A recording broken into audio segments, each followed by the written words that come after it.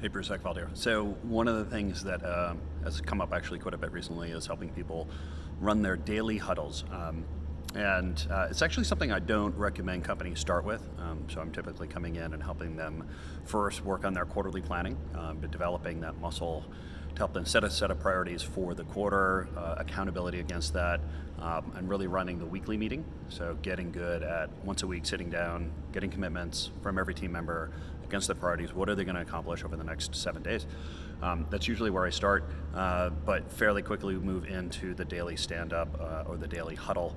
And that is really what's going to drive acceleration of the business process, acceleration of the growth process. And why? Because daily huddle really creates a rhythm, creates consistency, creates a pace to the group, brings additional focus, and just being able to once a day talk about what you're going to do against your strategic priorities.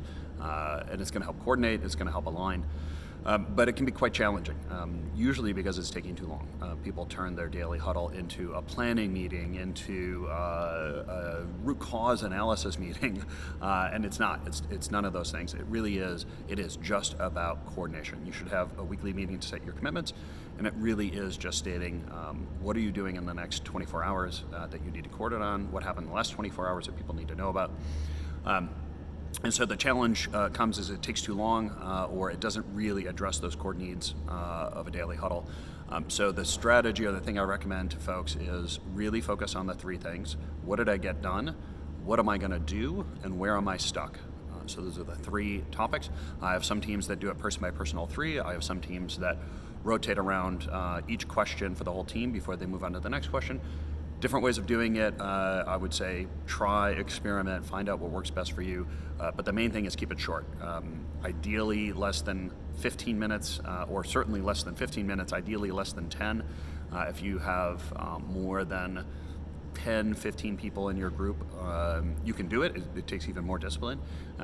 The one technique that I give to people is make sure everyone has an index card or a sticky, and they have to write down their comments, write down the three things, the answers to those three questions before they can speak, before the meeting actually starts. Ideally, people come to that. I have meetings where people have to hold up their sticky, hold up their index card with their notes on it to show everyone, prove to everyone that they've done this.